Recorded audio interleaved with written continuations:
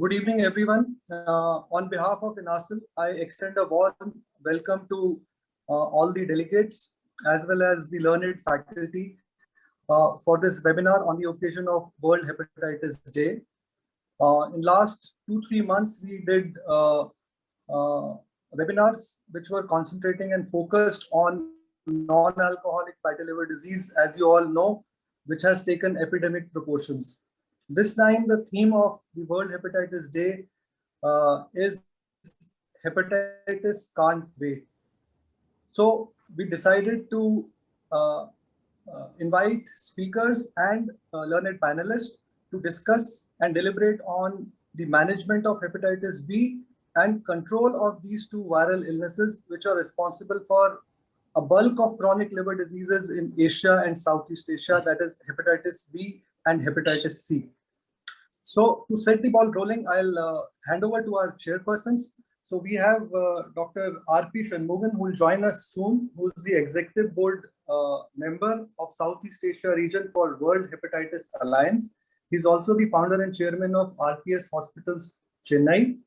We have Dr. P.N. Rao, who is the current president of Indian National Association for Study of the Liver.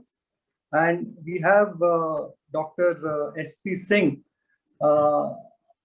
Many of you might not know that he is the person who's responsible for this day getting the name as World Hepatitis Day, which was Dr. Bloomberg's birthday. That's what I've been told. He may correct me if I'm wrong.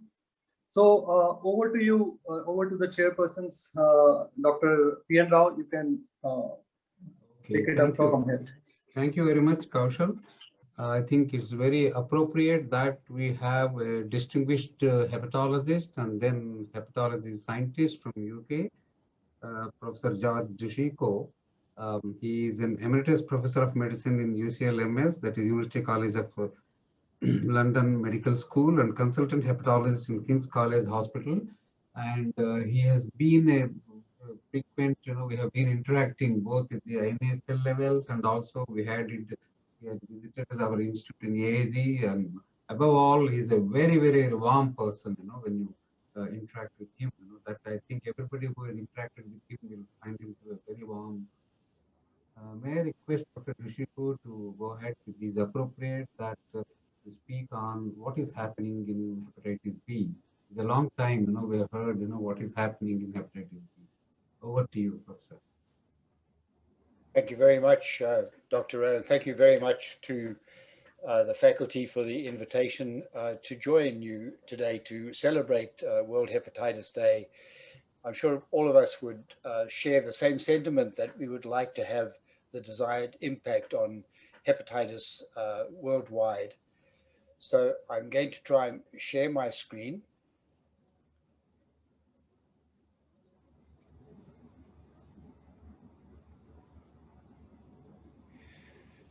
So I'm really going to focus the talk on the necessity for the appropriate diagnostic test, because part of the problem in hepatitis B is trying to ensure that we identify individuals with silent disease, a major problem, and that we link them to care through simple care pathways, because the disease is today eminently treatable, not necessarily curable, but we know that treatment with nucleoside analogs will hold the line extremely well and prevent some of the severe mortality from hepatitis B. These are my disclosures. I'm going to emphasize tonight the need to overturn the hepatitis B DNA test globally.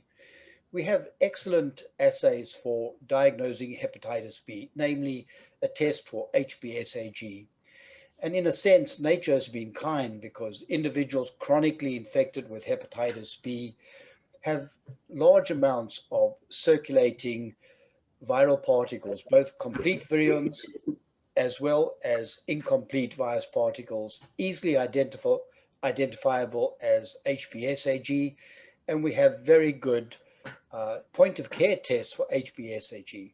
The problem is that is insufficient for the management of the disease. We need to determine the replicative state of patients with hepatitis B, and that for the time being ensures that we must have a test to identify and quantify hepatitis B viral DNA in the serum of patients. And I'll try and point out some of the cogent reasons why this is necessary. To remind the audience that hepatitis B is a globally important disease, but there are differing rates of endemicity. In India, rates vary from around 3 to 4 to 7%, with some regional variation within the country. My understanding is, and we will hear more later, that the predominant genotype is genotype D, and that has implications for the serologic pattern of the disease, as most individuals will be anti-HBe positive. And therefore, although some are E antigen positive, and we can assume that they have high levels of replication, for the majority of the anti-E positive patients in the Southeast Asian region, to determine whether the individual has a relatively inactive disease or whether disease that is actively replicating and requires treatment, whether in pregnant women, we need to ascertain high levels of viremia to prevent mother-to-child transmission. In anti-E positive patients, this requires a test for hepatitis B DNA. I don't need to remind this audience of the prevalence of hepatitis B in India. India, as you will know, falls into an intermediate endemicity zone with an average prevalence of 4% and a disease burden of perhaps 40 million and higher. There are pockets of higher endemicity in areas of the country where the high burden is still being maintained through a variety of customs and sociologic determinants. Exposure to healthcare resources is lacking in India, in these regions outside of the cities and urban areas. And this is the case, in fact, for many parts of the world, including, for example, rural sub-Saharan Africa and parts of urban sub-Saharan Africa. Clearly, hepatitis B virus infection is a major cause of morbidity in India, and many cases of hepatocellular carcinoma and cirrhosis are attributable to hepatitis B. What we have to contend with in hepatitis B is the fact that we do have a diagnostic test for HBsAg, but we need to determine further whether hepatitis B DNA is present at high levels. We know that HBsAg can be produced in anti-HBe positive individuals, largely independently of hepatitis B replication. The hepatitis B virus integrates into the host genome, and with the transition from E positive to anti-E positive disease, newer methodologies have shown that there is progressive integration into the viral genome. These integrants preserve the ability to produce HBsAg, which is found in serum predominantly as the 22 nanometer non-DNA containing incomplete virus particles. However, in E-positive patients and in many anti-E positive patients who have selected a variant of hepatitis B not expressing E antigen, cccDNA is present. A replicative cycle of hepatitis B does ensue, and these individuals produce surface antigen both from integrated viral genomes as well as a result of transcription from cccDNA and replication to full virions. And we need to distinguish these individuals. An HBsAg will not suffice. We need indeed a test that will tell us the concentration of viral particles. That test is HBV DNA. And in E-negative, anti-E positive patients, there really is no substitute at the present time for HBV DNA measurement. There is considerable interest in newer biomarkers of hepatitis B. These include hepatitis B RNA, as well as hepatitis B core-related antigen. These are markers that are dependent upon active transcription from cccDNA as the first step in the viral life cycle is the transcription of pregenomic RNA, which is subsequently reversely transcribed into minor strand and plus strand DNA. So the presence of pregenomic RNA, some of which makes its way into serum, is a useful marker of active transcription of cccDNA, and likewise the presence of correlated antigen, which is only derived from cccDNA, it is not derived from integrated viral genomes, is another useful markers. But these at the present time are research methodologies. They are proving useful as we seek to distinguish patients with transcription of cccDNA and as we seek new cures, but they do not yet form part and parcel of the routine diagnosis of hepatitis B. Most international guidelines agree, generally speaking, on the indications for treatment. And these include the Asian Pacific Consensus Statement, the INASL guidelines, and the AASLD guidelines, as well as the WHO guidelines. So our indications for treatment are based on some assessment of the severity of liver disease, biochemical measurement of the serum aminotransferases, and a measure of serum HBV DNA level. There are, of course, additional considerations in the E-positive population, E status, age beyond midlife, a family history of cirrhosis or liver cancer, and extrahepatic manifestations, including renal disease. But these three are the pivotal determinations of indications for treatment that are shared amongst all of the major international guidelines. You will know the APASL guidelines. They probably need updating, as were last published in full in 2015. But we know that in E-positive patients, a determination needs to be made for HBV DNA. For patients who have raised aminotransferases, if the ALT are elevated and other causes are excluded, treatment is considered as shown in green. If the ALT are 1 to 2 times elevated in individuals who have a DNA concentration of greater than 20,000, treatment is generally indicated. We can assess either by biopsy or non-invasive methods the degree of fibrosis. And certainly if the ALT are 2 times elevated, most of these patients with a high HBV DNA would be treated. For the E-negative patients, here the ceiling for HBV DNA concentration is lower.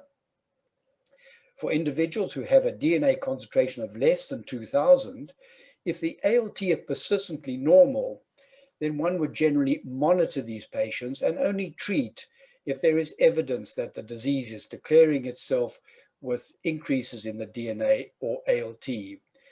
If the DNA is less than 2,000, the APASL guidelines suggest that there should be treatment if there's evidence of inflammation or fibrosis.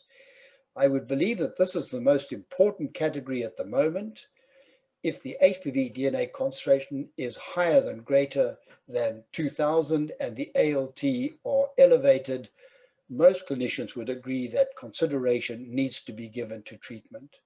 The point I'd like to make, as with all the other guidelines, in the non-cirrhotic E-negative patients, careful consideration needs to be given to the HBV DNA concentration, the serum aminotransferases, and where possible, an assessment of inflammation or fibrosis of the liver. The WHO guidelines also need review. By and large, they emphasize serologic diagnosis with HBsAg.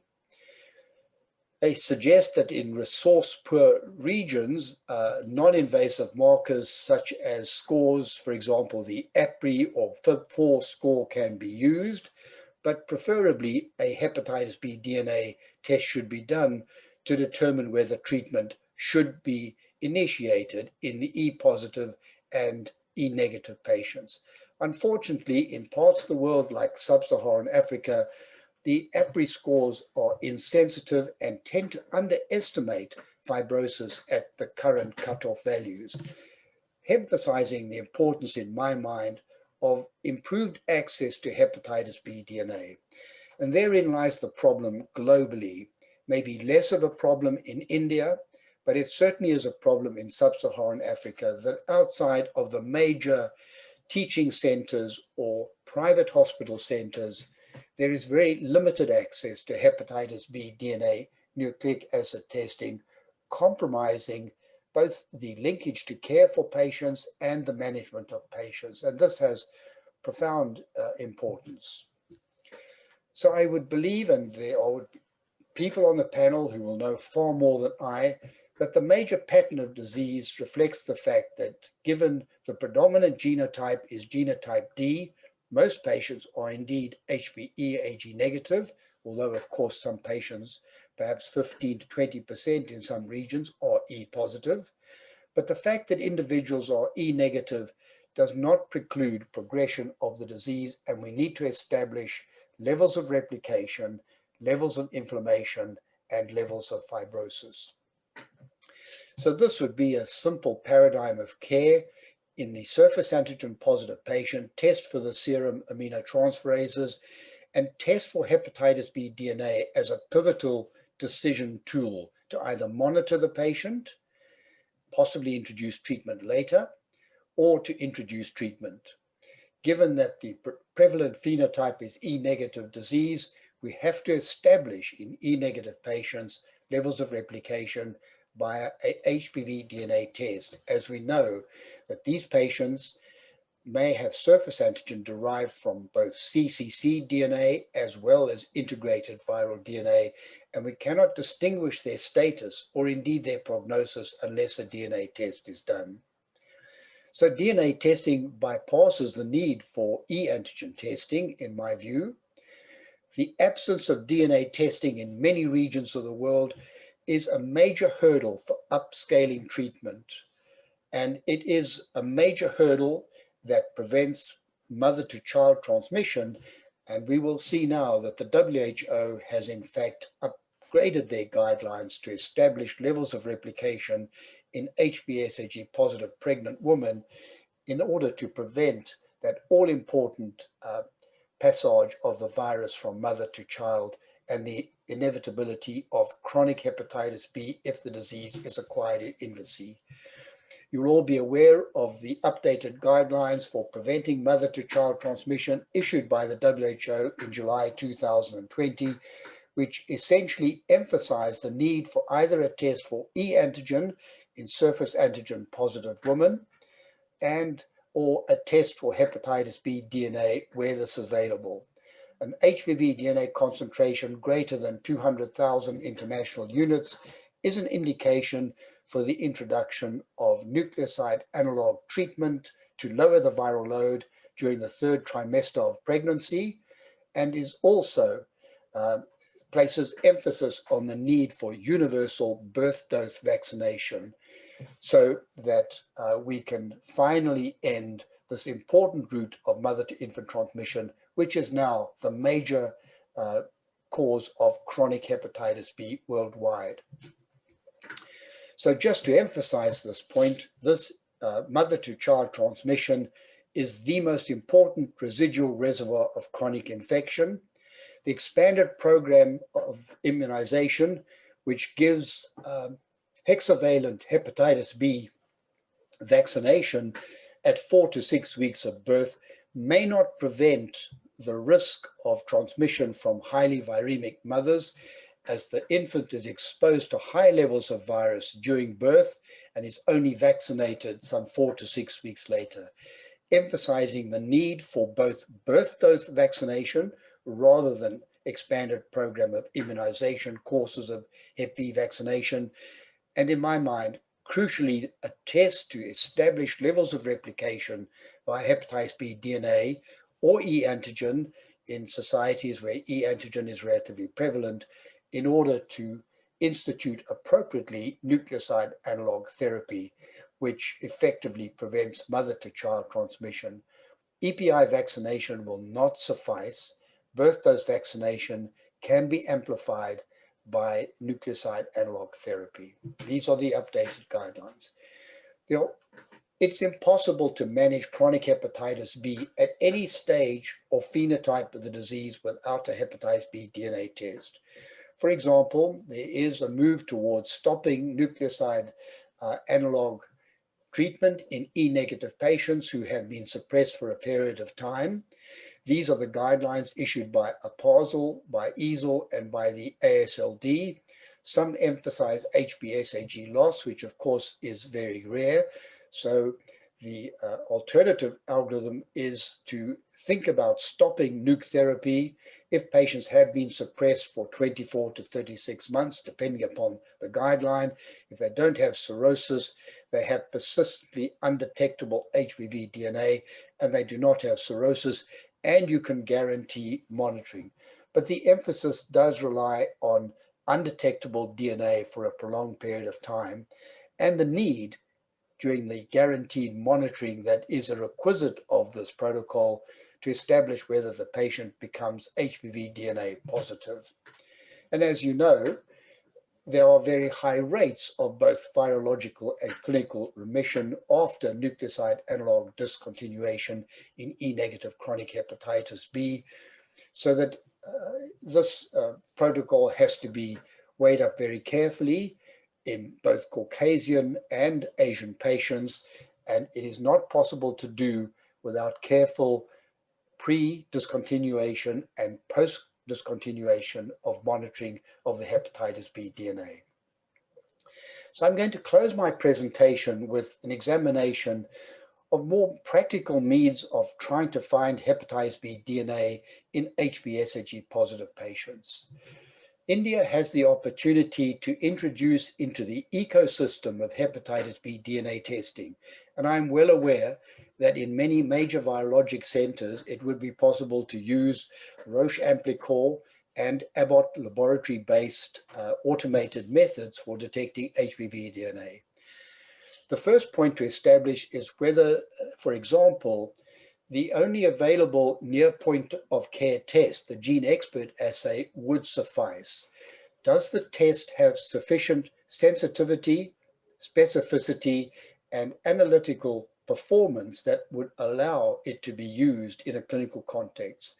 I point out this paper to you by Gupta. This is a paper that emanates from a group in New Delhi. It is a careful evaluation of the gene expert assay against the Abbott platform, as well as the Roche Amplicor PCR platform. The test performs extremely well against these laboratory-based assays with very high correlation coefficients for both genotype D and for genotype A in these studies. The test has an excellent specificity.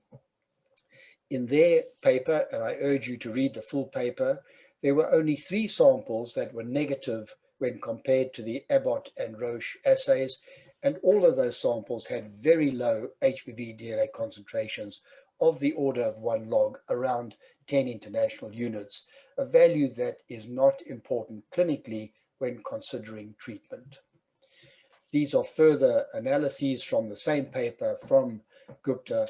It showed excellent linearity against the assays with observed and expected findings, closely approximating the line. So this is a useful assay. It has some advantages. My introductory talk, therefore, is simply to indicate on World Hepatitis Day that I think we have the important indication for testing more individuals for HBsAg. In a sense, that's the easy part. How do we close the gap for hepatitis B DNA testing? Try to point out in this very brief overview how essential it is to ascertain hepatitis B DNA levels, and we will all appreciate the need for accurate tests. In a COVID era, I think this has been brought home to all of us, that we do need accurate tests to diagnose and management disease. Clearly, different settings will require different strategies, and this will depend upon the areas in which you work. But there should be the opportunity to expand testing for hepatitis B DNA. We have an opportunity to do rapid on-site testing to reduce the number of pre-intervention visits for individuals who've traveled from rural areas and perhaps whose care is paid for out of pocket. And I believe that near point of care testing in a COVID and post-pandemic era would have significant positive impact on healthcare resource utilization. The GeneXpert system offers one solution. I think that you have to carefully move it into the ecosystem of workup for hepatitis B. Clearly, pricing and other considerations come into this, but the idea of offering the patient within 59 minutes a hepatitis B DNA test that will quickly establish whether they have concentrations above or below 2,000 international units, or to offer this to HBsAg positive pregnant women so that they can ensure mother to infant transmission is not occurring, is an important aspect of care in 2021. POC testing with testing such as GeneXpert is pretty simple to administer, requires just a modicum of training, and assists move to simplification of care. Field evaluations are possible, and field evaluations should enable both central and decentralizing care depending upon how this test fits into the ecosystem that's necessary.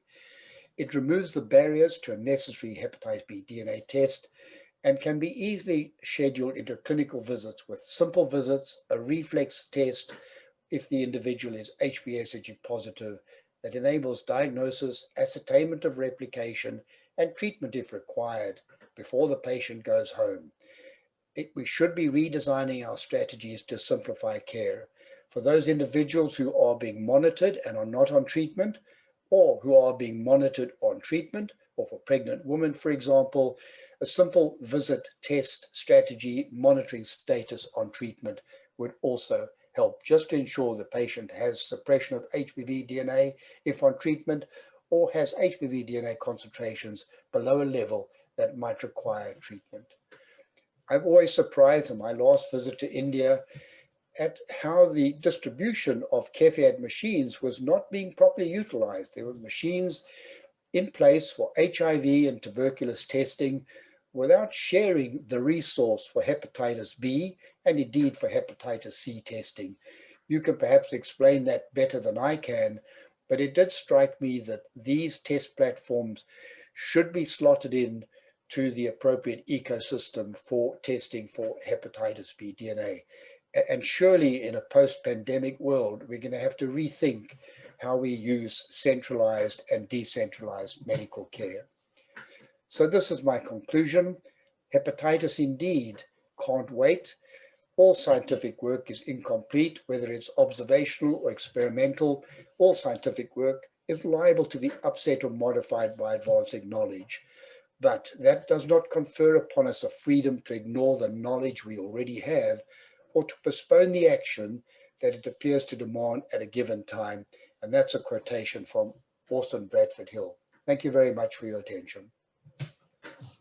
Many thanks, Professor Rishiko, for the excellent lecture and also the advice that the GeneXpert should be more utilized. There is one small question is there, a practical question from one of the viewers, is that which we come across very frequently.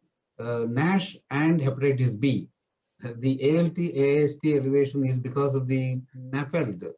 How to go about in this situation? Good question. Certainly there are individuals where NAFLD may be accounting for the raised ALT. We see that in some patients on effective antiviral therapy where the ALT remain elevated. And we can see that in patients who have low DNA concentrations. And I guess you have thin NAFLD as well in India with metabolic liver disease. But the way to distinguish that, I think, again, is an HBV DNA test, and then to consider another cause for the ALT elevation. However, if there is a combination of NAFLD and hepatitis B is treatable and probably reduces the overall morbidity from coexisting disease. Thank you. Thank you very much. Over to you, Dr. S.P. Singh, to carry on for the next session. Good evening. The next lecture is a very important one, that is hepatitis C virus elimination by 2030. How to eliminate hepatitis C virus in the next decade. And for this, we have none other than Professor R.K. Dhiman, R.K. Dhiman needs no introduction, but still a few words for some of those who don't know about him. He was professor of hepatology at the renowned PGI Chandigarh, and from there he then came down to SGPGI Lucknow, where he is now the director. Very importantly, he was the Secretary General of INASL, and he was the founder editor of our journal, that is JCEH, a Journal of Clinical and Experimental Hepatology. He's also a member of the National Medical Commission. So he's wearing many hats, and he's also chairman of the TRG, National Viral Hepatitis Control Program. Professor Dhiman, please. Thank you, Dr. Singh, for a nice introduction. And thank you, Dr. Koshal, for the invitation also. I'll just now will be sharing my screen.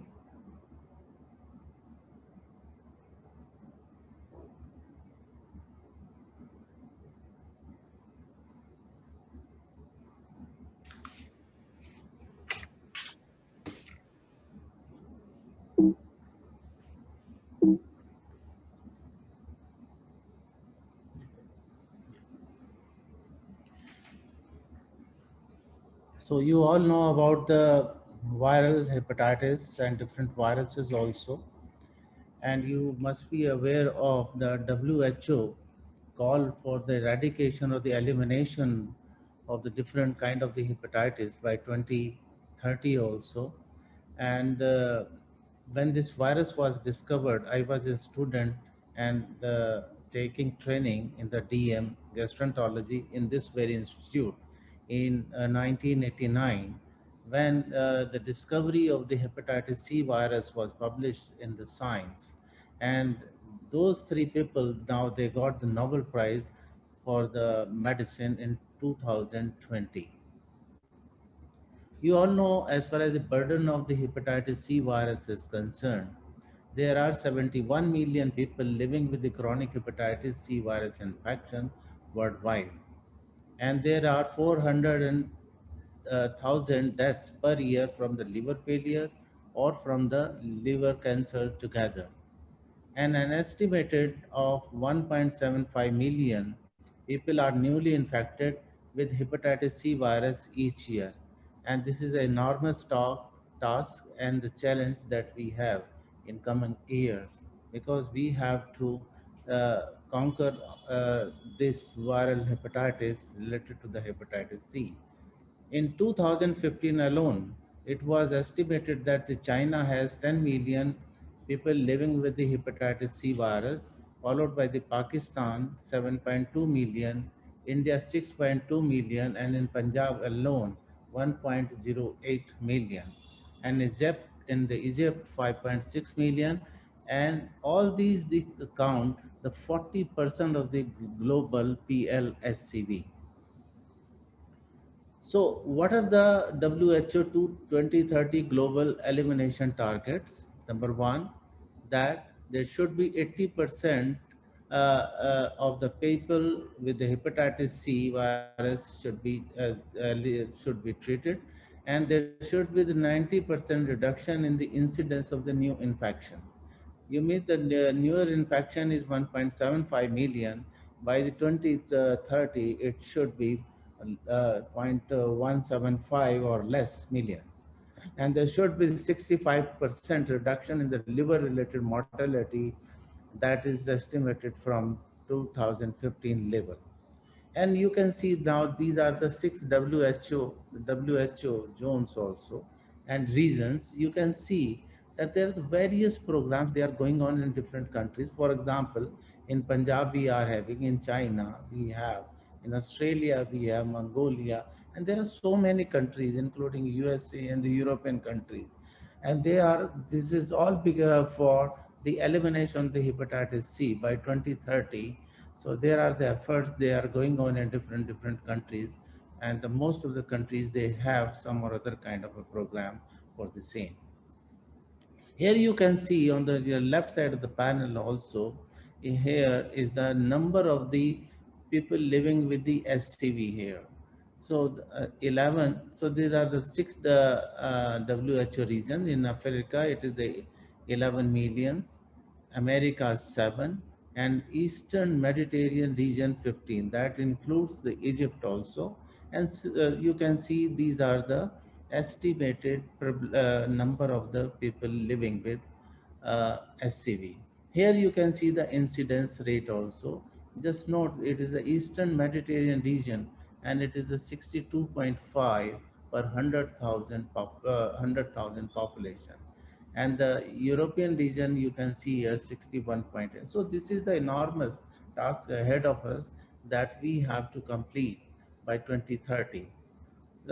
And these are the treatment drugs you can see over here. I'm just giving you an idea that in the lower income groups or lower middle income countries, you can see the prices of these drugs is very low.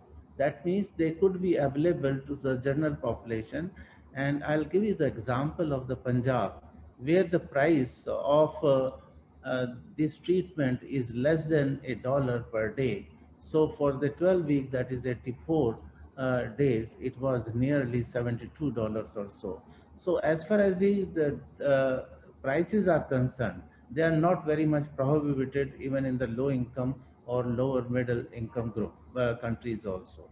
So the prices prevalent in LMIC is not only the cost effective but also the cost saving also. I'll come into the that part also.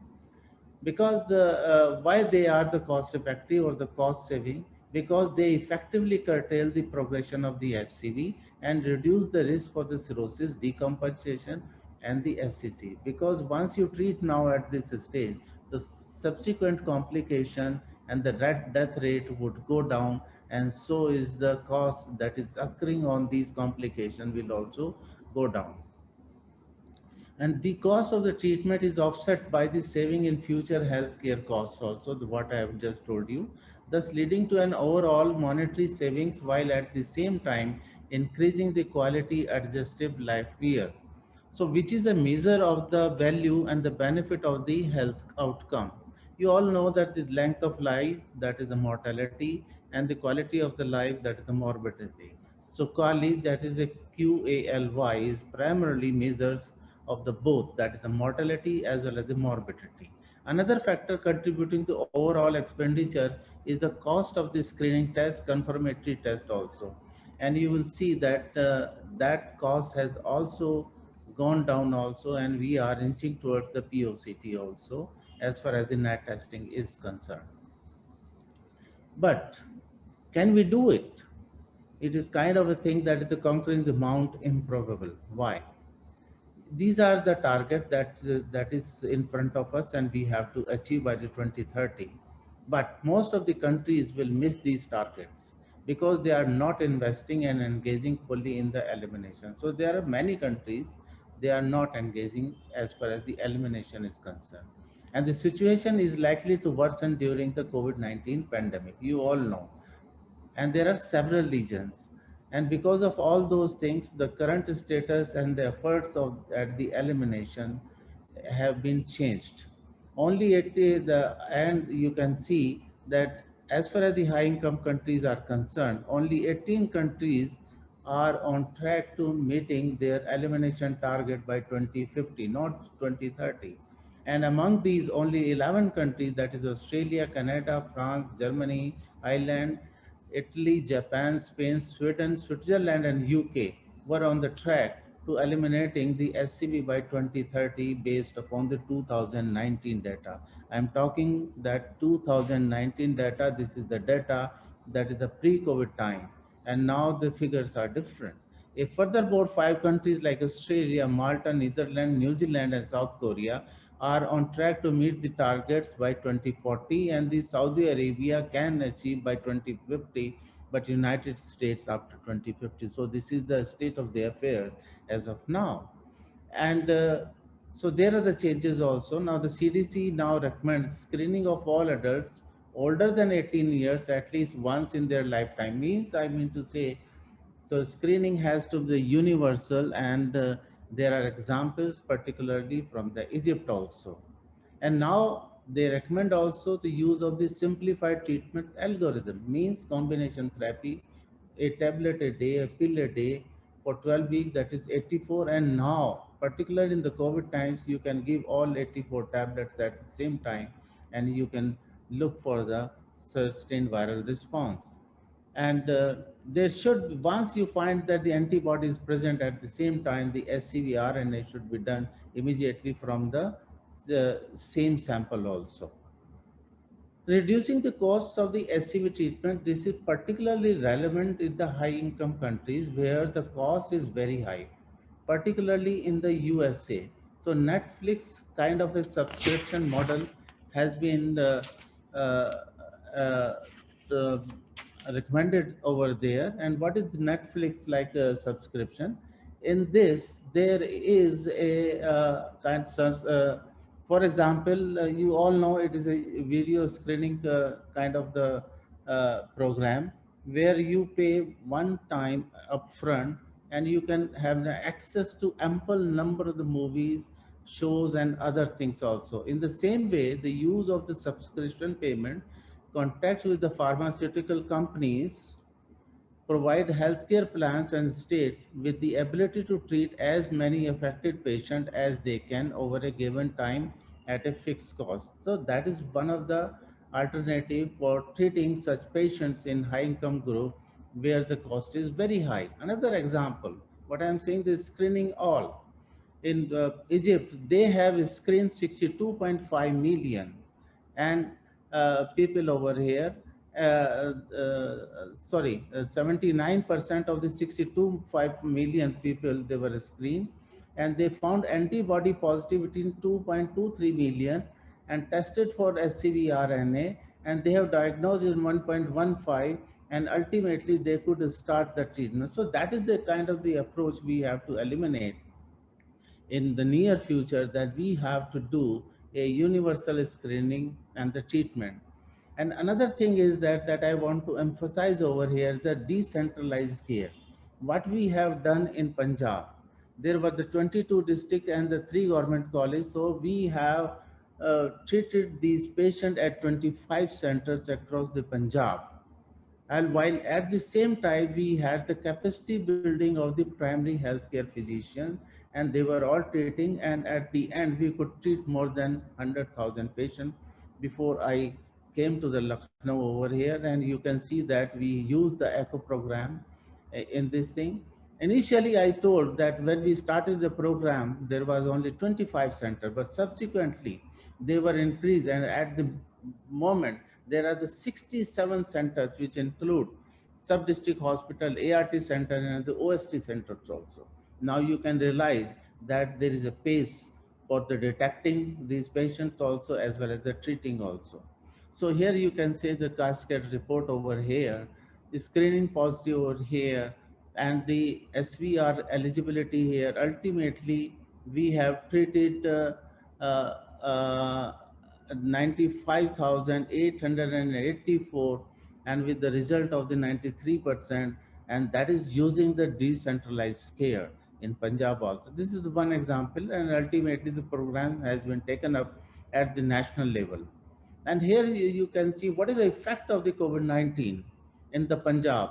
Here you can see the red in pink, it is the 2019 data, and 2020 here you can see that it has decreased, and in 2021 there is small pickup, I would say. So there is a profound effect of the COVID-19 on the care. And here is a cascade of the care in USA, and you can see only 17% of the those people they were now put on the therapy. It is very low because it is of the high cost of the medicine over there. So how did it happen? Avoidance of the healthcare facilities because of fear of the COVID-19, refocusing of the services towards the pandemic control, travel restriction, closure of the healthcare facilities, and the drug shortage. It all happened during the COVID-19 times. And the disruption of the available harm reduction services also. As a result, For example, you have the overdose detection mapping application program, and where they have detected there are 42% increase in reports of the overdoses, as well as there is a mortality also. So these are the things, because of the COVID-19 fear and other logistic issues, there are the problems that there is an increase in the SCV frequency also, and at the same time, there is a decrease in the care also. So we can say that any gains made in the SCV elimination efforts by 2019 may be reversed or at best stalled by the pandemic also. Another study, the beautiful study, where they have in a model they have used, if there is no treatment is given during the 1 year period, so they will see that there is a decrease in the new diagnosis also, and the starting of the treatment also, but at the same time there will be the increase in the SCC cases also, and the death also. And the 1 year delay scenario will result in 44,800 SCC cases and 72,000 over excessive liver related deaths related to no delay scenario globally from 2020 to 2030. This is only for the 1 year. If the COVID persists for another a year or two, now you can imagine the targets that have to be achieved by 2030 will not be met also. So these are the two slides left over, the last two slides. So what is the potential solution to the pandemic related barriers to the SCV elimination? One thing is the case finding and linkage to the care, and you have to develop a new system, because we cannot have all the time, because if this person to the person contact is not required, therefore the other alternatives have to be find out. And similarly, optimize and the effective delivery system for the SCVDAs from the pharmacies or appropriate health system side to the patient. That is very important. We have to develop the newer develop systems also that deliver medication to the patient's homes or the community location for pickup, and that may be useful for the effectively elimination of SCV during this time or the barrier. And another thing is that because we don't want the person to person contact, therefore there should be minimal monitoring strategy. Don't do excess of things. Do the minimal test as much as you can do. At the same time, use the non-invasive test to rule out the cirrhosis also. And you can give all 84 tablets, for example, to soft velpatasib at one time, and then 2 remote contacts with the study staff at weeks 4, just to know what about the adherence, and for at the 22 schedule as a SVR visit. So this is the one of the study that the minimum monitoring, MinMon study, has been published. It was presented only the last year, and it has, I would say, impact as far as the elimination strategy for the SCV is concerned. So ladies and gentlemen, I like to conclude. 71 people living with the chronic SCV infection worldwide as of now, and WHO goal you all know, and most countries will miss this target because they are not investing or engaging. And now, top of it, there is a COVID-19 pandemic, which is likely to delay to meet these dates in future also. The potential solution to the pandemic related, I'm talking of the COVID-19 pandemic related barriers to the SCV elimination may include development of the new system for the case finding and linkage to the care, development of the optimized and the effective delivery system for the SCV DAs from pharmacies or appropriate health system sites to the patient, and minimal monitoring strategy. That's all from my side, and thank you so much.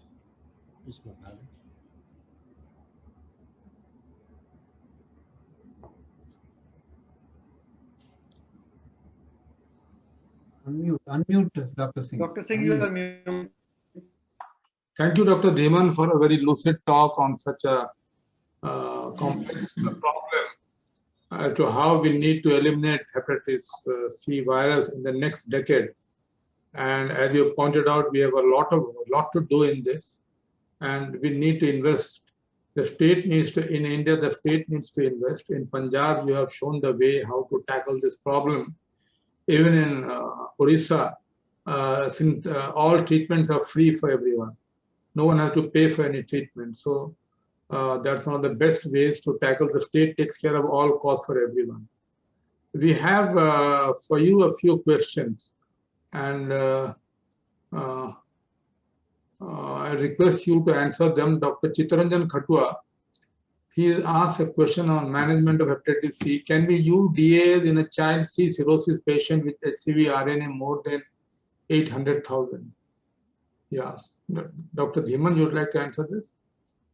The use of the DAs in children that you want to ask, huh? No, child C cirrhosis patient. Child cirrhosis, it all depends actually whether you want to treat with the DAs or the patient is not likely to respond to the DAs if the MED score is about 22 or 23. In that situation, it is the liver transplantation which will be much more useful. So there are both the things you have to weigh. If the patient is very sick and the MED is cut off, some takes 22, another take 23. If it is that, in that situation, liver transplantation is the priority. Otherwise, you can use the DAs. Okay. We have a question from Dr. Garg.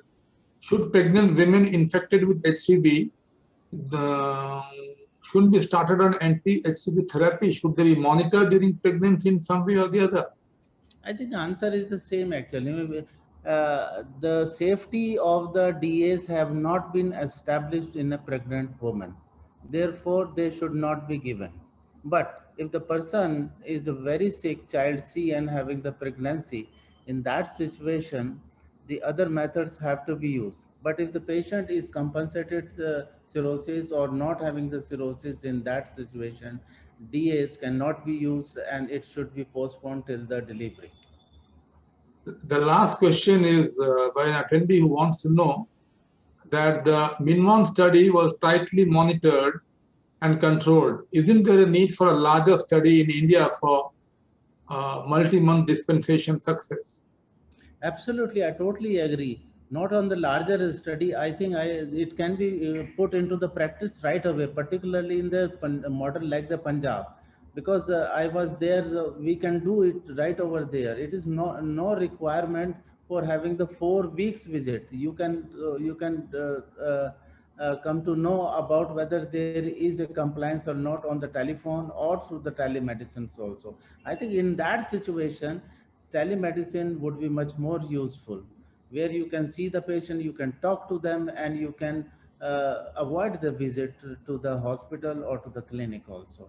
I am very much impressed as far as the MINMON study is concerned. I think that can be straightway taken into the practice rather than going for a larger study. Okay, 2 more questions. One from Prashant. Don't children and adolescents also form an important target population for achieving elimination of HCV? Last question, sir. We're getting late. Okay. So I think we end this session on HCV elimination by Professor Dhiman. Thank you, Professor Dhiman. Thank you. And thank you so much. Next, we have a lecture on Head Start, Simplifying Hep C Linkage to Care and Cascade Retention. And for this, we have Dr. Soniel Shilton will be speaking on this subject. She is the hepatitis lead, and she's part of she's FIND, the Global Alliance for Diagnostics. Dr. Shilton, please. Thank you very much. Let me just share my screen. I'd like to thank the organizers for inviting me to speak with you today. I'd also like to thank the attendees for taking your time on a Saturday to attend for a very important discussion towards World Hepatitis Day. And I'd also like to thank Professor Dushenko and Professor Dieman for their excellent talks. I was particularly happy to hear the emphasis on the need for diagnostics in both of the talks. And I think Professor Dieman brought up an excellent point about overcoming the setbacks we may have encountered to our hepatitis programs due to COVID-19. I was happy to see that he mentioned the idea of self-testing for hepatitis C, and that is very timely because WHO last week at IAS has just launched the first ever recommendation on hepatitis C self-testing, wherein they recommend that hepatitis C self-testing should be offered as an additional hepatitis C testing approach. So while that is not the topic of my discussion today, we are doing several studies on the real world uptake and impact of hepatitis C self-testing. So I'm happy to see that other people are also thinking of that. Today, I'll be speaking on our Head Start project, which is hepatitis elimination through access to diagnostics, and particularly the aspects of simplifying the linkage to care and the effect on cascade retention. So a quick note about FIND, in case you may not be familiar with us. We are a global nonprofit, and we're driving diagnostic innovation to combat major diseases. We have major offices in India and Geneva, as well as offices in Vietnam, Kenya, and South Africa. We're a WHO SAGE in vitro diagnostic member, as well as a collaborating center, and we're ISO 13485 certified for IVD clinical trials.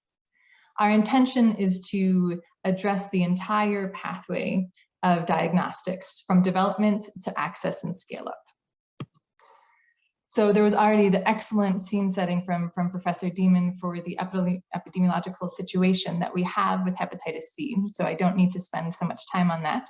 But just to quickly note that there are 1.8 million new cases every year of hepatitis C. And of the millions of people who are living with hepatitis C, 79% don't know it. So only 21% of people living with hepatitis C have been diagnosed.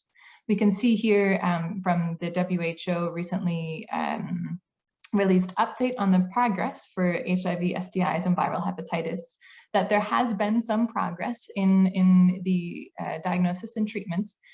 But I think, as Dr. Dieman well highlighted, that we need to pick up the pace to get to where we want to be by 2030.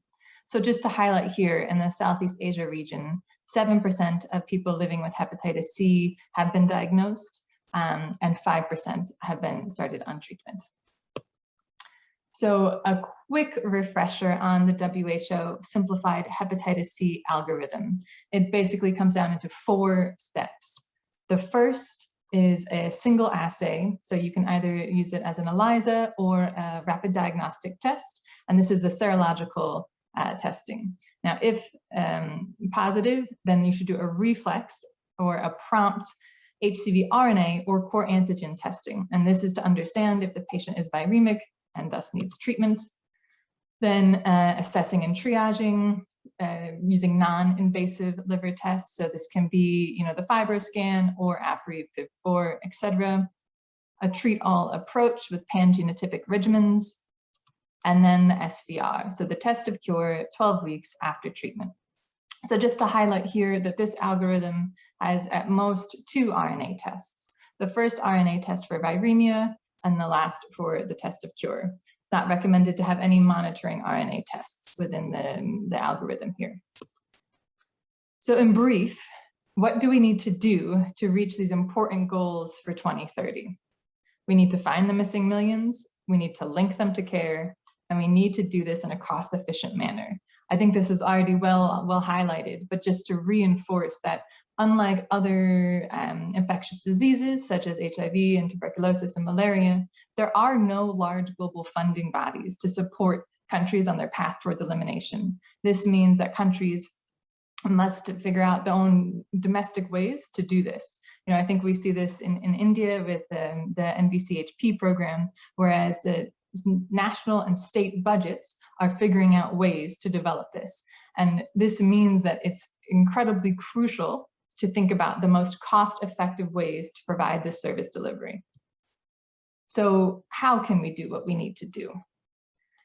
Decentralized targeted screening at places where people already go for care, with reflex testing for RNA and liver staging, and decentralized treatment, a one-stop shop.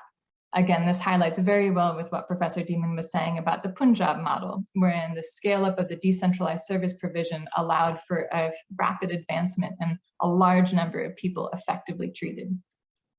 Additionally, we can learn a lot from successful models in HIV, where the HIV, we went through this pathway 10, 15 years ago, where we started out highly centralized, very complex, then we were able to decentralize, we were able to task shift and still provide people the high quality of care that they need to have good health. A little bit more on this one-stop shop model. You can use existing infrastructure. So I think, Professor Jashenko well highlighted that there may be existing infrastructure available for for hepatitis B DNA or hepatitis C RNA. It doesn't have to just be the near point of care. You can also consider your existing platforms, which can already do these molecular tests that we need. And now with COVID, there has been an expansion of more molecular platforms. So maybe we can think about what the world looks like post-COVID. Can we use these new capacities to support our viral hepatitis programs? It's important to think about reaching people where they are, because as was highlighted, the way that hepatitis C treatment becomes the most cost-effective and cost-saving is when you treat people before they become very ill, right? Before they advance to fibrosis and cirrhosis. And that means you need to get them before they're not feeling well, right? You need to get them when they're healthy. And it means that we need to think about easy ways to engage them in care so they don't put it off and wait until they become very sick. So we have to make it easy for them.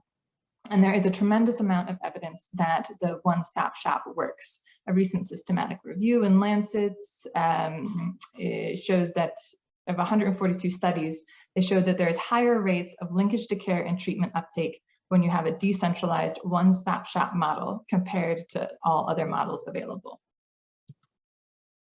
So I'd like to talk in specifics about some outcomes and impacts of various testing approaches that we've had the pleasure to partnership with globally through a variety of different organizations. Now, through our Head Start project, we worked in several countries. We worked in Georgia, we worked in Delhi and in Manipur and in Punjab with many of the esteemed members of this talk, of the faculty members today. We've worked in Malaysia as well as in Myanmar.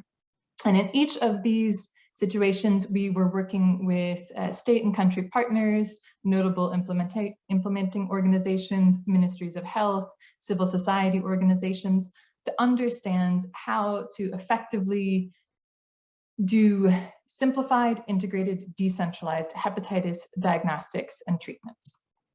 Through the work, which has just been completed as of the beginning of this year, we tested over 150,000 people, provided over 30,000 confirmatory tests, and cured over 18,000 people.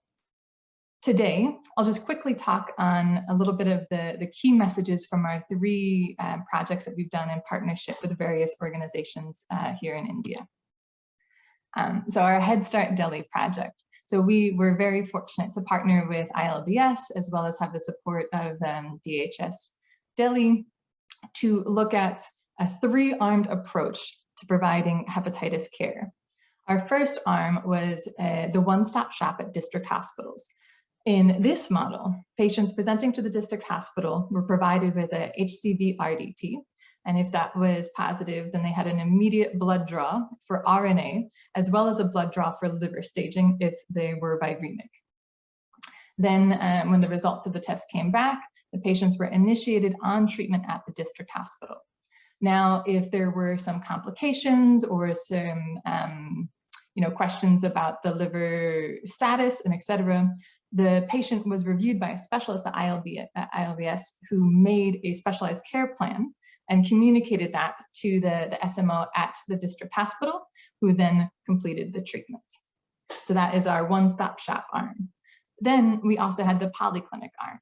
In this arm, participants were provided with hepatitis C RDT at the polyclinic, and if positive, they were referred to physically go to the district hospital to enter in the care cascade, get the blood draw for the RNA and liver staging, and et cetera.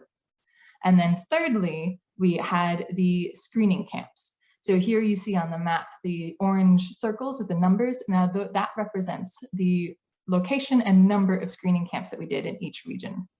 And the screening camp model Participants with a positive RDT at the screening camp had a reflex blood draw immediately for then RNA testing in a centralized lab. And then if viremic, they were phoned up and asked to come back to the district hospital for further treatment and workup. Now, what we can see here is we screened 37,425 participants with an overall RDT positivity of 2.1%. Of those, 91.3% had an RNA test performed, 85.9% were viremic, 81.5% started treatment, 90.5% completed, 77.8% received an SVR test, and 96% of those achieved it. And I would like to highlight that this our work was coming to a close at the beginning of the COVID time. So there was some difficulty in movement restrictions and the like for the people to get some SVR testing. So that may have affected some of the ability for people to come back for that test. Now, if we look at it by our arms, we see that the district hospital had the highest RDT positivity at 3.1%, followed by the screening camps at 1.1%, within the polyclinics at 0.4%. Now, of those, we see that the district hospitals also had the highest rate of retention of RNA performance, as well as the screening camps, which makes sense because it was a reflex RNA, whereas only 52.5% of the participants from the polyclinic model made it to the district hospital for that RNA test. Then we see here viremia, relatively similar throughout, ranging from 85 to 91%. Now the started treatment. So 85.6% in the one-stop shop model started treatment. 73% from the polyclinic started, but we have to remember that that was less than 50% of those who were RDT positive that got the RNA test. And interestingly, from the screening camps, only 41% started treatment. Then the remainder of the cascade is the same, as they were all receiving treatment in the same place. So it was statistically significant that there was higher rates of RDT positive people at the district hospital, as well as it was statistically significant that people would initiate treatment at the district hospital compared to the other two arms. Another thing that I would just like to quickly highlight is the cost of materials. So thinking about cost. When you have a lower prevalence, you are going to have to use more materials to find one RDT positive participant. So here we see that it can range from $150 or 11,000 rupees to find one participant from the polyclinic, whereas it goes down to 1,447 rupees at the hospital because of that higher prevalence. So in conclusion, when all the services are provided at a single site, there is higher retention in the care cascade. And while the prevalence was low overall, it was highest at the hospitals. And if we're thinking about scaling up, if you consider targeted case finding methods, it would further improve the cost effectiveness. So quickly to talk about Head Start Manipur. Now this was done among people who inject drugs. And basically it was a similar-ish model in that we had screening camps, and then we had RDTs done at TIs and harm reduction sites, or a one-stop shop model in a decentralized community clinic where we installed Gene Expert, one in Imphal and one in Sharichampur. And it's pretty similar outcomes across the cascade. What we see here is that those who attended for care at the study clinics had the highest rate of RNA testing done, as well as high rates of treatment initiation. Now, to highlight here, our SVR is 84.9%, which is much lower than the 96% we saw in Delhi. We think that one of the reasons why is that a majority of the population in this study are active drug users. So there may be reinfection going on. And the SVR here was quite delayed because of the COVID time. There was very big movement restrictions in Manipur. And so people were only able to attend for SVR after the 24-week normal window, which could cause a chance for more reinfection to happen. Here, however, just to highlight that the cost per patient identified as RDT positive is very low at 100 rupees. And this is because of the very high RDT viremia positivity we were seeing. So in conclusion, it was an excellent case finding strategy with high rates from 44.9% to 49% of RDT positivity. And when services were provided all at that one staff, you had higher retention in the cascade. So super quickly, just to touch on Punjab, as Professor Deeman has already provided such a good overview of that. Working within the Punjab State program, we worked to integrate the HCV care into those ART and OST sites. We had a hub and spoke model where we had 4 gene experts, which then the ART and OST sites were referring samples to the gene expert. What we see here is of the total around 29,000 people who were living with HIV who were attending to ART clinics during the time of this project. We screened 83.5% of them, 20.8% of them were RDT positive, and 98.8% of them received an RNA test because of that reflex modality. And it was a very low cost for patient identified as well. So the conclusions here are that it is effective.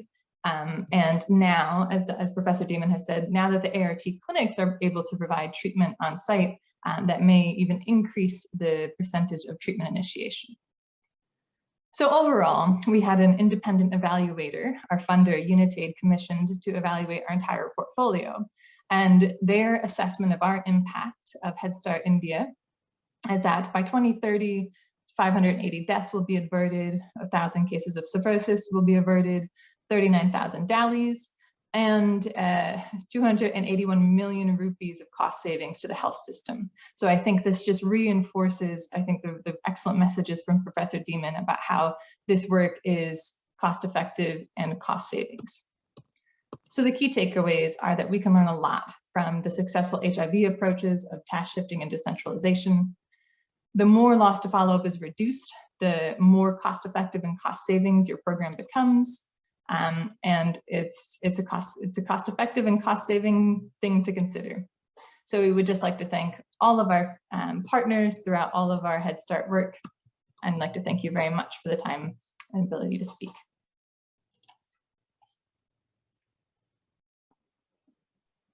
Thank you, Dr. Chilton. That was a wonderful presentation. Provided us some insight into how we can better manage the situation. And I think there are a lot of lessons to be learned from your presentation. We are running short of time, so we will not be able to take any questions. I welcome Professor Dr. R.P. Shanmugam, who arrived. He is Executive Board Member, Southeast Asia region for the World Hepatitis Alliance. Welcome, Professor Shanmugam. And I now... Sorry for my delayed joining. I finished a little late my meeting earlier. So thank you very much. I will be happy to be with you for a few more minutes. Thank you. Yeah, so I think you must join the panel discussion. And for the panel discussion, I would request Dr. P.N. Rao, my co-chairperson, to introduce Professor Agarwal, the moderator for this session. Thank you. Thank you. Thank you very much, Dr. Professor Singh. And we are going to have a very exciting panel discussion on elimination of viral hepatitis, and particularly what is the current problem of the COVID-19. And for this, we have none other than Dr. Rakesh Agarwal, a distinguished hepatologist and a wonderful teacher. And he has contributed extensively in liver diseases. Anybody who talks about hepatitis E, will obviously his name comes first. And also he's known for his biostatistical skills, in critically analyzing the data. I mean, he's very, and then his analysis, and we keep hearing in his many of the meetings how to analyze the data. And also he's been associated with many regulatory and decision-making bodies, both at the national and the international levels. He was formerly in SGPGI, and now we are very proud that our hepatologist, he is taking care as a director of the Chipmar Puducherry. Over to you, Professor Rakesh Agarwal, for conducting the panel discussion. Muted. Rakesh, you are muted. Yeah. Thank you, Dr. Rao. May I share my slides, please?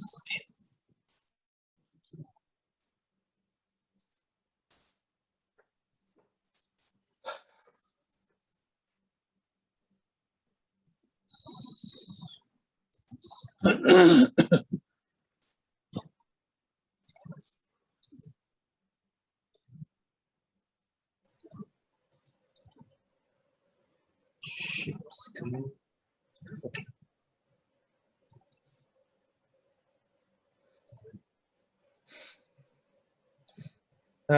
Good evening. We are starting at 8:15, so maybe we'll go beyond 8:30 a little bit. Thank you, Dr. Rao and Dr. Kaushal Madan and INASL for asking me to conduct this panel discussion. The topic for panel discussion is elimination of viral hepatitis in the face of COVID-19 pandemic. The panelists today are Dr. Priya Abraham, who's Director of National Institute of Virology, Pune, Dr. Amit Goyal, who is from the Department of Gastroenterology at SGPGI, Lucknow, Dr. Ekta Gupta, she is a virologist from Institute of Liver and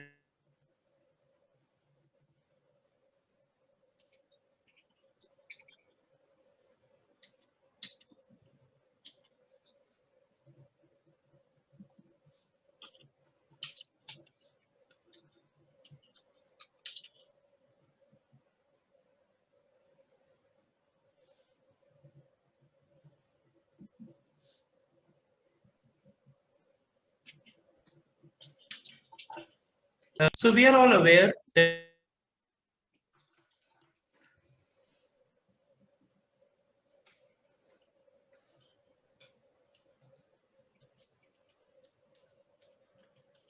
Not audible.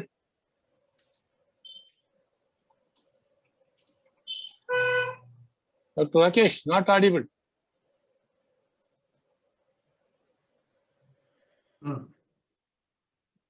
You're muted, Dr. Rakesh. You are muted. okay, yeah, okay. I don't know how that happened. Okay, let me share my slides again. Can you hear me now? Yes, of course. Okay.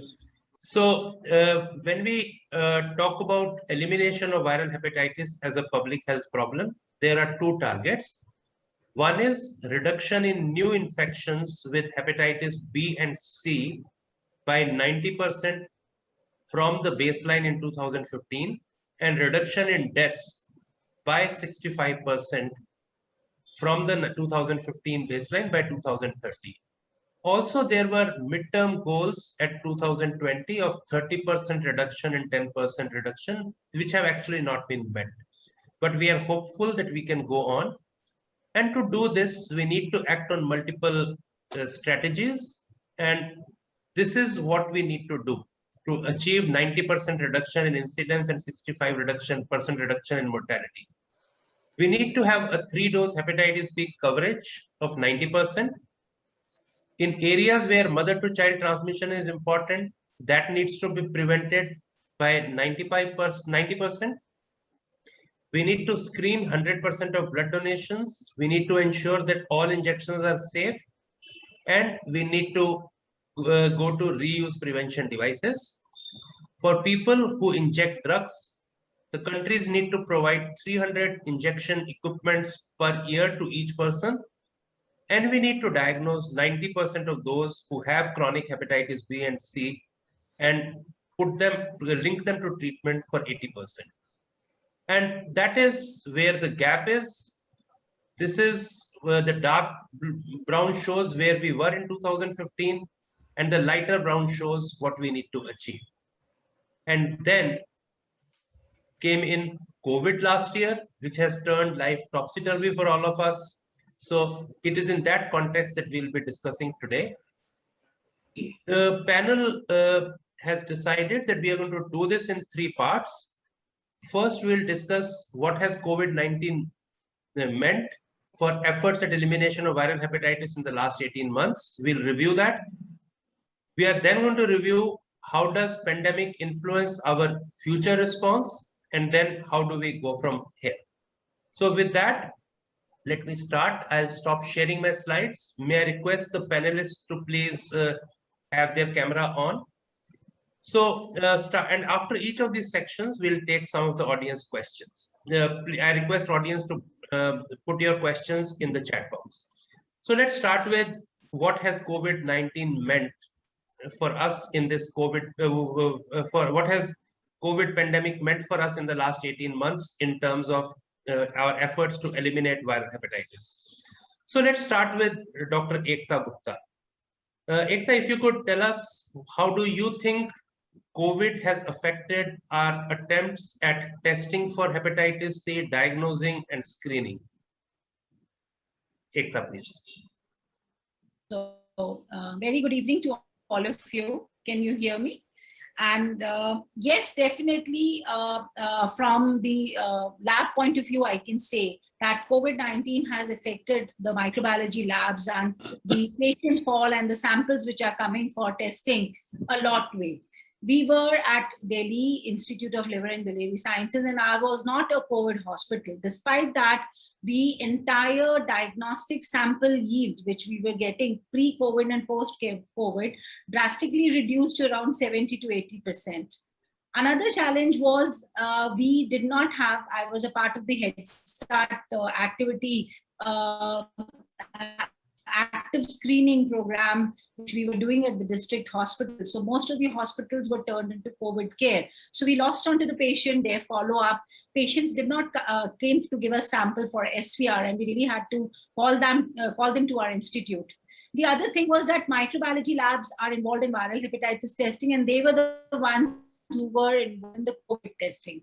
So somewhere down the line, we had the issues of report turnaround time, manpower issues, the reagents availability. So everything of viral hepatitis testing was really suffered because of this COVID pandemic. And this is going to occur if we are going to face more waves to come, this is also going to affect us more. Thank you. Dr. Varsha, how did things pan out in Ahmedabad? Were things similar or was? Yes, sir. Thank you very much for the question, sir. And thank you for the invitation. And in Ahmedabad, I'm working at the Kidney Transplant Institute. So the patients who were on the dialysis, they suffered a lot because we were supporting transplant program for the virology testing like HBV, HCV, CFV, BKV, everything we were doing that, supporting to the transplant program. So we got the whole lab has been converted into the COVID testing lab. So we have to stop all the immunological testing as well as the virological testing. So the patients who were coming for the dialysis, who were on the vaccination program, or they were, everybody knows that the dialysis patients are at the high risk of the HCV and HBV infections. And those who were on the treatment they were not able to come to the Ahmedabad center from the periphery. So they don't know where to go, how to get that testing done as a protocol testing or whatever. And there was a like economic problem, transport problem. And also we were not getting, as Dr. Ekta said, that we were not getting enough supply. Even courier people were not ready to come deliver the goods into the hospital. So definitely the patient testing has been hampered in this COVID time. Okay, so after we test, we need to treat a person. So may I ask Dr. Amit Goel how the treatment of patients got affected during COVID, and if you can also say something about vaccination for hepatitis, but first treatment. Yes, actually the hepatitis C entire program is sitting on the backbone is screening, and the screening itself has delayed in Hep C, because most of the time when Hep C is identified is at the time of blood donation or at the time of major surgery, migration to other centers, to the abroad for job. All these are the setting when the Hep C is screened most of the time in the community, and all these activities has been reduced due to COVID activities. So the identification of HCV positivity has gone down. Then it is a silent disease. So even if he's advised or referred to the higher center for the management, the people are not willing to visit a hospital just for a silent disease, to enter in a city where the transportation is a problem, where the entry in the hospital is a problem, getting access to the doctor is a problem. So that was a major problem. And especially in the hospital, the need for RT-PCR for a OPD visit, that was also a major hurdle. Even if the person is advised for treatment, he is not willing to go to the hospital. The treatment may be free, but the RT-PCR will itself cost 1,000 rupees or 1,500 rupees in one visit, and that is valid for 5 to 7 days. So these are the major hurdle which I feel why the Hep C treatment has gone down during the entire pandemic. Dr. Shanmugam, sir, would you like to add how your experience was? Exactly the same what Amit Goyal has been telling. It is the restriction of movement of the people first. Number two, transport facilities. The patients who have been taking treatment with us for hepatitis B and hepatitis C were not able to receive the drugs also, because even the courier service have been disrupted, very unfortunate, and nobody could reach the place and get the medicines, except very few who gets some visa, the e-pass and other things they get and go.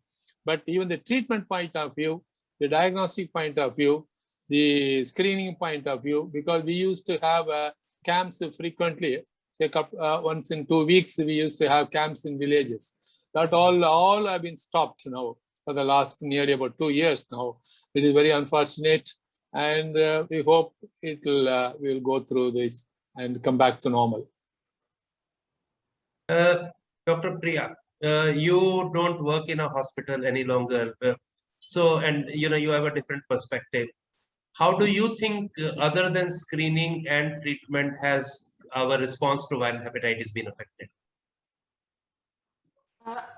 I think there was a massive diversion of workforce in the laboratories as well as in the healthcare settings. So some of the additional goals of this program was to increase awareness about injection safety, promoting safe socio-cultural practices, safe drinking water, hygiene, sanitary toilets, etc., which cover also the other hepatitis viruses, hepatitis A and E. And all of this was forgotten because the diversion of the workforce went completely towards COVID. So I think that was affected, in addition to all of what Dr. Ekta, Dr. Varsha, and Dr. Amit had mentioned about immunization of the birth dose immunization of healthcare workers, which was another goal which was not achieved in this pandemic. Sure, I think the number of deliveries that were done in hospitals did come down. Dose immunization and also immunization in the field. So this is all we heard about India. We have Dr. Rukhsana with us. And Dr. Rukhsana, how was the experience in Bangladesh?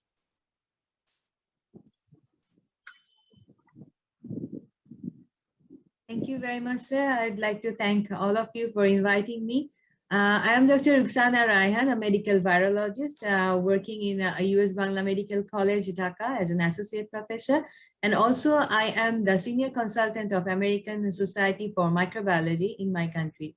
So we have a national hepatitis program in country, which includes mainly 3 projects. One is to train our doctors and nurses for hepatitis management and treatment, diagnosis and treatment.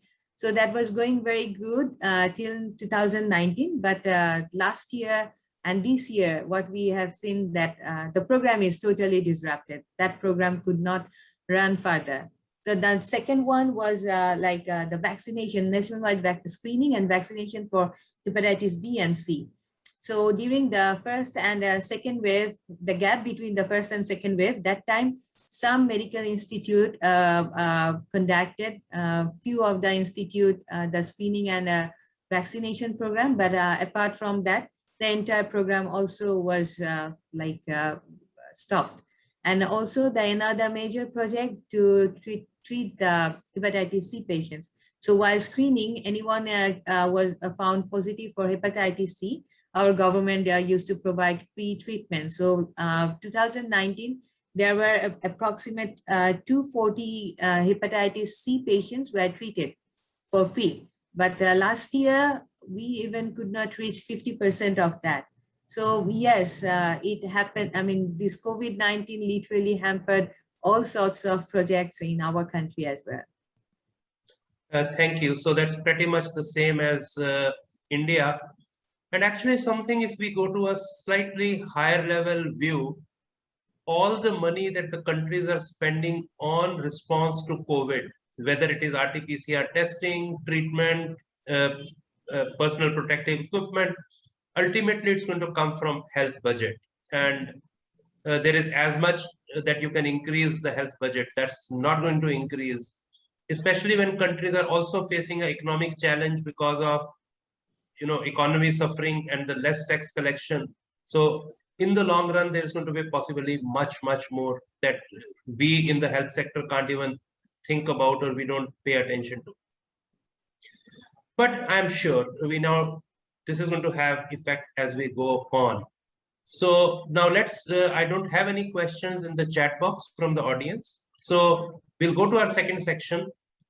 What do we think effect of COVID, or are there any useful effects of COVID that are going to be there on our response to viral hepatitis elimination in the future? So let me start with Dr. Priya. Priya, what do you think, how COVID has changed our approach to health and disease? And, would that make any difference as far as elimination of viral hepatitis is concerned? I would answer that in two domains. One, in terms of the general public, their very concept of infectious disease, that, infectious disease could change the lives of everyone on the planet, both financially, psychologically, in every which way possible. So that has had a huge impact, and people have realized, they've understood that there's something called a virus, and a tiny little particle could create such havoc globally. That's the first. The good outcome of this pandemic, I would say, is that sitting here in a laboratory, which was an apex laboratory for the country, and we started COVID testing for the country, is that a number of laboratories that never even knew how to do molecular testing have now attained that prowess. They're able to even attain the quality control and quality assurance parameters that are desired. So we have there's massive laboratory strengthening that has happened. So I think this should be sort of a springboard for us to now get on with the time that we've lost. Yeah, that's what you point out is extremely important, Dr. Abraham. Varsha, do you think, do you want to add something, how lab capability has changed and how we would be able to do better in terms of hepatitis B and C in the lab?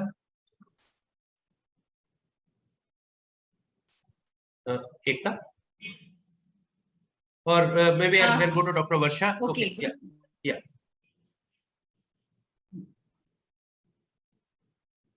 Go ahead, Dr. Varsha. Sorry. Yeah. No, you are on mute, Dr. Varsha.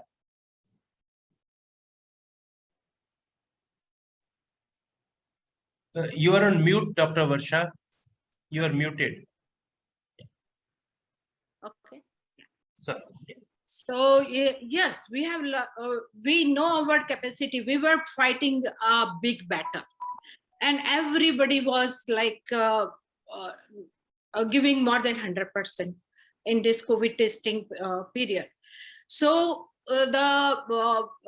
now we know that we have a capacity to do the best. If we don't know, we can train the people within a short period. We can get the equipment, we can get ready to test the COVID testing in a volume. I think my lab had a capacity of the 100 and 115, because we have the very small number of the people in the lab. But we got all the support from the other departments, and we were able to go up to in a 24 hours 500-600 samples per day. So now we know our capacity. Dr. Ekta, you want to add? Yeah, go ahead. I agree with Dr. Varsha what she said. So, sir, I can tell you from our Head Start project started, and we connected to the 5 district hospitals and about 15 different, and it's really difficult to get the sample RT-PCR test to ILBS. We really used to have one allocated. This was COVID era. But post-COVID, I think most of these sites, they themselves got the RT-PCR, the technicians were trained, just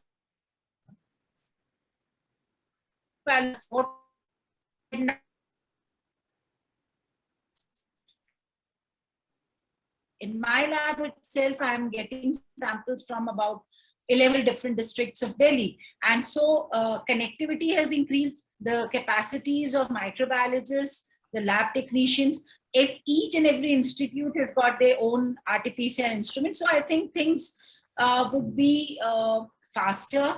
And what we are talking about is one stop, what Shonal has said in her lecture, that it should be one-stop shop for all. You don't have to send patient here. And so I think we really leverage on this infrastructure, the way the connectivity of the labs has been done to combat viral hepatitis in future.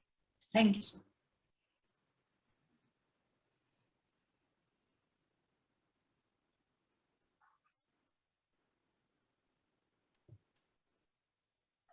Hello, Yeah. Dr. Ruxana. Dr. Ruxana, any messages from Bangladesh? Yes, sir. So among many negative impacts of COVID, what we learned, some positive is there also.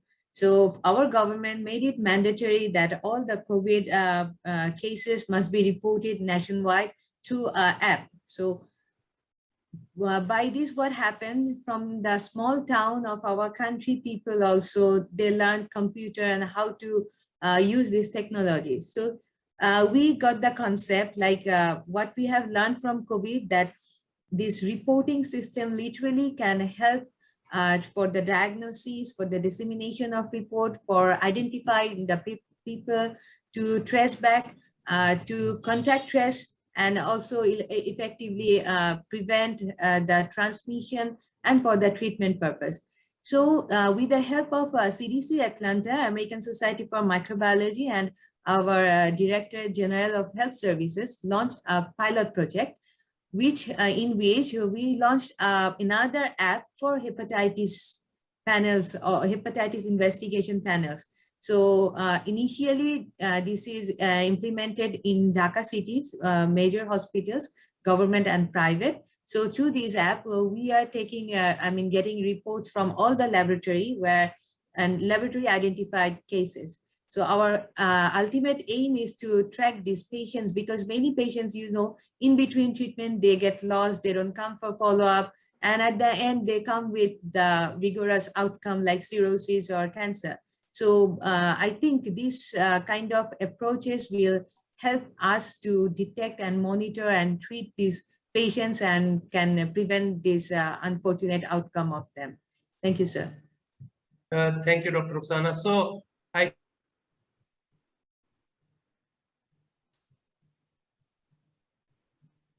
of country's population, if it is anti-HCV positive, how are we going to do 2.5 crore RT-PCR tests? And in last 1.5 years, the country has done 45.5 crore tests, which is, for those of you who don't understand this Indian system, 500 million RT-PCR tests in India. And that's huge by any chance, something that we used to think, how's it going to be done? So we used to think, 20 million is going to be very difficult. So that's where we are. Now let's go to treatment.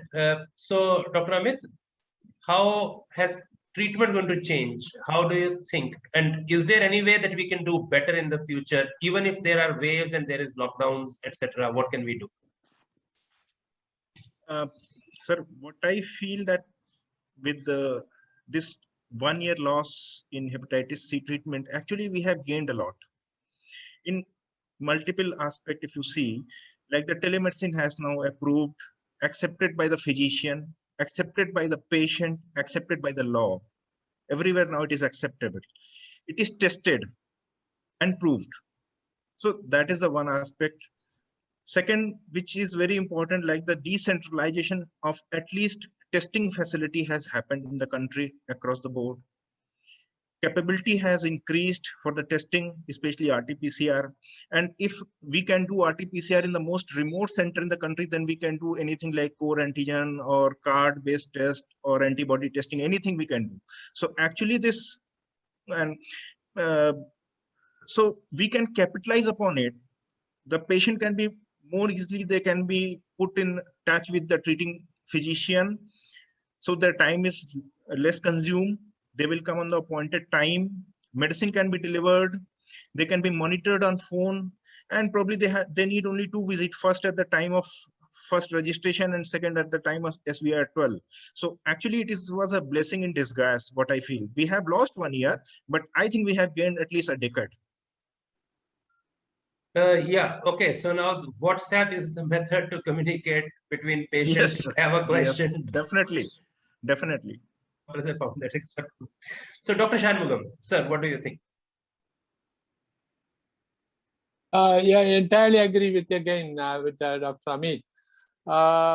Even the smallest labs in a small village or a small town, they have picked up a lot from this COVID test, and they are able to learn more and experience more, and their reliability is also has increased. That is the most important thing. So that is in a way, as you said, it is a blessing in disguise that where the COVID has helped us. That is, our diagnostic system has increased, and the diagnostic interpretation by doctors has also increased, and our the benefit goes to the patient directly without too much of expenditure. They have to travel to a district headquarters or come to Chennai or some place or Jipmer. And, all these things are not happening in a small town. They are able to do it, and that is a beneficial effect. But only thing is, the cost has not come down. The cost of diagnostic facilities for all these things, because like a corona, they have insisted that you should do free of cost, or they fix up the rates only this much. Whereas hepatitis B and hepatitis C, if you do card test, it is very simple. But if you do ELISA test, it's costly. If you do DNA test, it's very, very costly. So all these things are required, and we must all put our heads together that at least for these diseases, preventable diseases, and the poor patients are affected, we should reduce the cost somehow or other. This is my humble opinion. So a lot of things have changed. New technologies have come in terms of biomedical devices and products. So we heard from Shangel in her previous talk about the home care testing. And would somebody like to comment? What do you see the prospects of that in India are going to be? Ekta, maybe you can take it first, and then we'll go to others. Okay, sir. Sir, I think whatever the earlier speakers have said, that COVID has really helped us in advancing the diagnostics.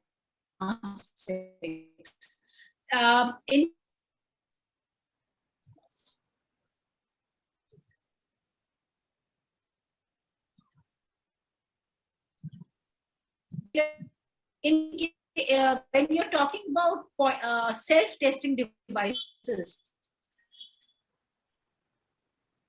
one did not want to botany services give them, or they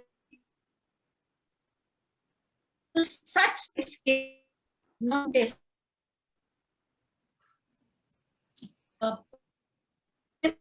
effectively, the testing to collection of NP and OP swabs through the videos.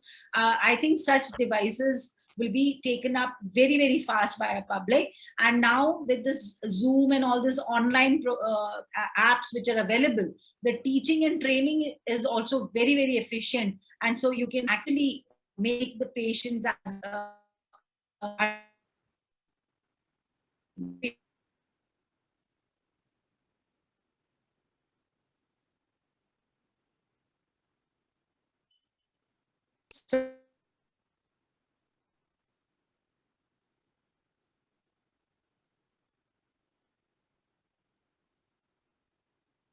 So, Dr. Rakesh.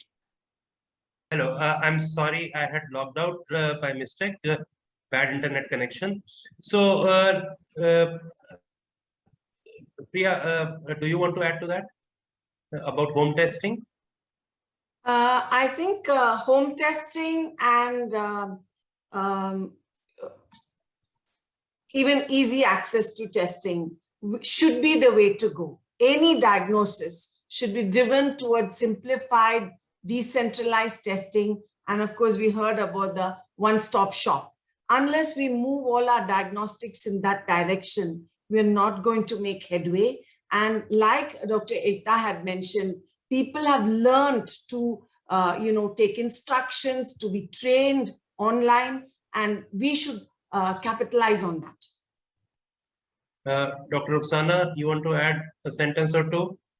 We'll have to be short because yes, sir. Just I want to say, like, everything has said everything and promises for all this self-testing and others. But before anything, I think the awareness, the people are still not aware for this testing. They need to come up by themselves for this screening. So that we need to emphasize even more. Because of COVID, all this gone must. So we need to revive that and start this campaigning. Thank you very much, sir. Dr. Varsha, where do you see the role of home testing? Home testing will bring us to screen the big number of the people, and we can screen and identify the positivity and address, send them to the for the treatment. So that will be very, very helpful testing. Home testing will be. And one, I would like to share my experience with the ICMR. That was the only very, very good experience. We started applying for the approval on the Friday, and then we submitted all the necessary papers and formalities within 2 days. And to my surprise, on the Sunday morning, I got approval from the ICMR. By that time, we validated our kits, and by evening, we were able to start the things. And all the laboratories has been increased by the, when we started in the May, there were 426 in all the platforms, RT-PCR and other platforms. Right now, we have a 778 labs. So it's an increase in a 6-fold, and the same infrastructure can be used for the, as other panelists said, that for the other molecular testing. We have some questions in the chat. I'll come to that, but just before that, one question. Dr. Priya, you've been involved in developing a new vaccine against COVID. Your lab has been involved. I know you didn't use that technology, but today mRNA has given such beautiful results. Do you think the hepatitis vaccines are going to change? Do you think this technology would be useful to develop a vaccine against HCV, for instance? Where do you see the vaccines going in the next few years? I absolutely think that is possible for hepatitis C and maybe even a forgotten virus such as hepatitis E. Both are RNA viruses, and we can harness this technology because it provides excellent immunological response, not just antibody mediated, but a very strong cell mediated immune response. These new technologies really give good instructions to the cell to make the antigen or the protein of choice. And you can even manipulate the vaccine should you need to fine-tune its composition. Further, I think these new mRNA-based vaccines may evolve to being able to be stored at room temperature. We may come down to a single shot vaccine.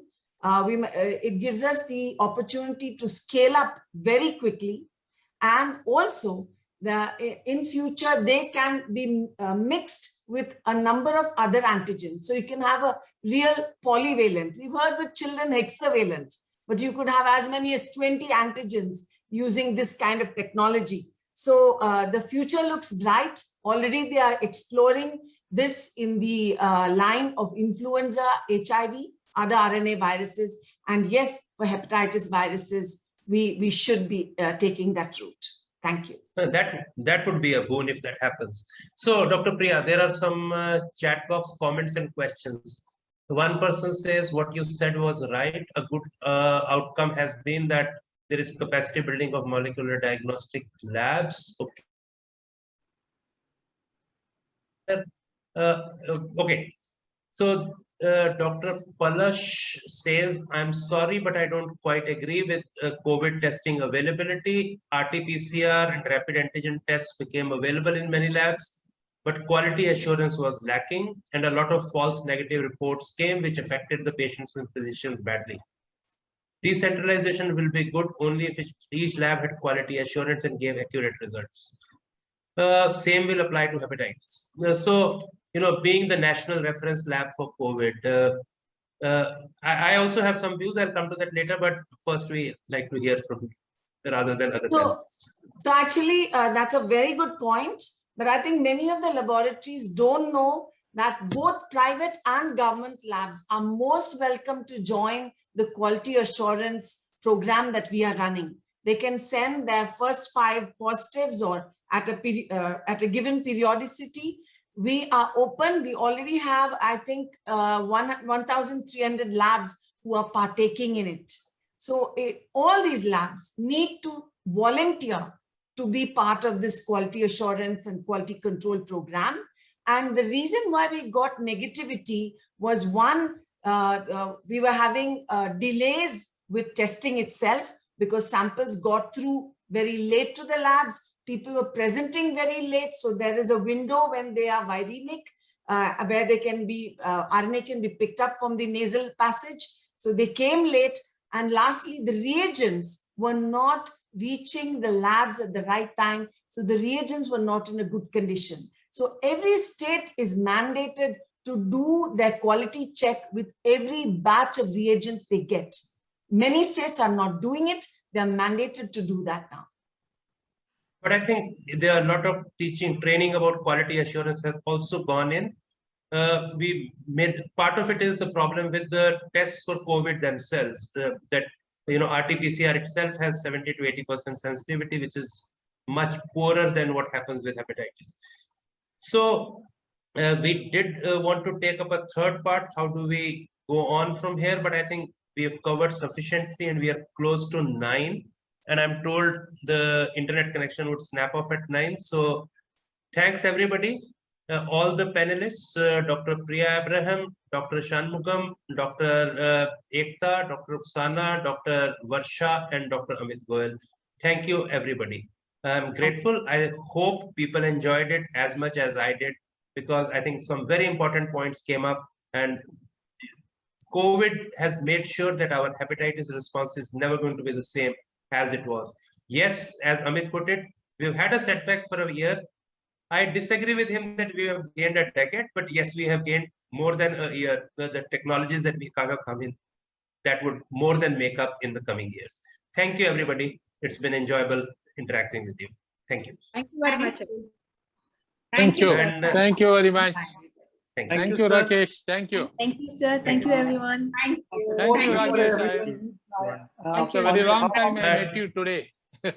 Yeah, thank you, sir. Dr. Kaushal Malan has some announcements to make. Yes. Yeah. So on behalf of INASL, I would want to thank all the panelists, the moderators, the chairperson, and the speakers who made this webinar a success. I'm sure the attendees had a great, learning points to take with them. And in the end, it's my duty to thank Safid, who had been our educational partners. And before we leave, I would also want to announce that after a couple of weeks, that is on 6th to 8th of August, INASL will be holding its 28th annual meeting, which will be in the online format. So I urge all of you to kindly attend and gain from the 28th annual INASL meeting. And Dr. Kaushal, we take this opportunity to thank Professor Dushiko, Professor R.K. Dhiman, and Dr. Shonjel Shilton for excellent talks. I think our panel discussion became much easier because they had already addressed some of these issues. So those things fit in very well. Thank you to all the three speakers. Thank you.